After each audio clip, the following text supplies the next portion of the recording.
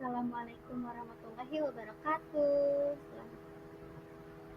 Apa kabar semuanya? Semoga kita selalu dalam keadaan sehat. Nah, hari ini kita akan masuk ke materi yang pertama, yaitu tentang teks laporan percobaan. Materi teks laporan percobaan ini ada di KD 3.1 dan 4.1. Untuk KD 3.1-nya, mengidentifikasi informasi dari laporan percobaan yang dibaca dan didengar, mendeteksi zat pada makanan. Untuk 4.1-nya, menyimpulkan tujuan, bahan, alat, langkah, dan hasil dalam laporan percobaan yang didengar atau dibaca.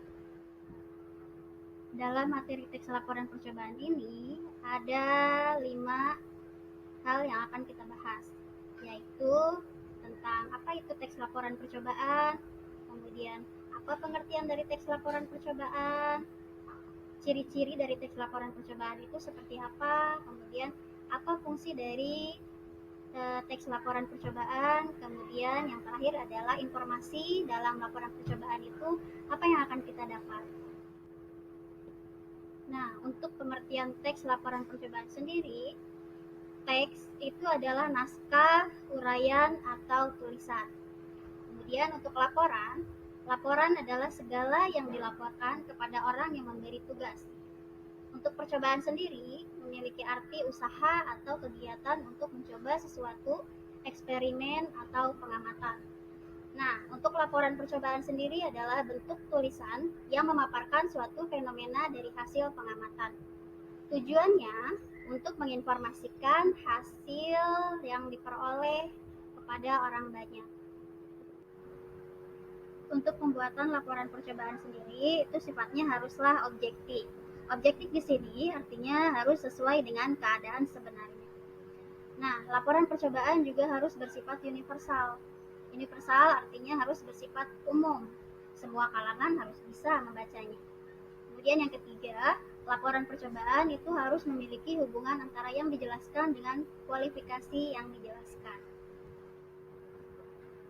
Untuk fungsi laporan percobaan. Fungsi laporan percobaan yang pertama yaitu sebagai sumber informasi. Kemudian yang kedua, laporan percobaan itu bisa digunakan sebagai bukti tertulis. Yang ketiga, fungsi laporan percobaan itu sebagai alat dokumentasi. Kemudian fungsi yang keempat, laporan percobaan itu sebagai alat untuk pemecahan masalah. Dan yang terakhir, fungsi laporan percobaan itu sebagai pertanggungjawaban. Informasi yang terdapat dalam hasil laporan percobaan itu terdiri dari 5 bab. Bab pertama berisi tentang pendahuluan. Bab kedua berisi tentang landasan teori. Bab ketiga berisi proses penelitian. Bab keempat berisi hasil percobaan. Dan bab terakhir yaitu penutup.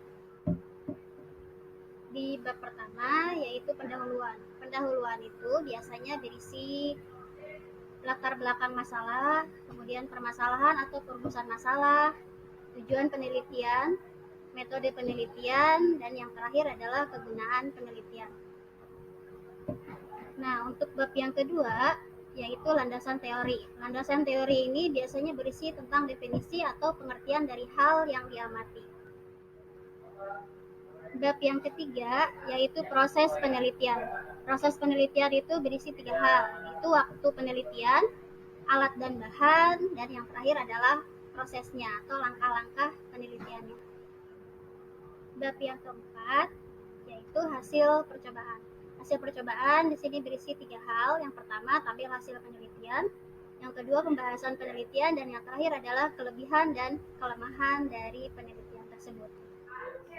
Nah, untuk lebih lanjutnya kalian bisa simak di contoh laporan percobaan pembuatan pangani dalam ruangan. Nah, sekian PowerPoint dari saya. Assalamualaikum warahmatullahi wabarakatuh. Semoga bermanfaat.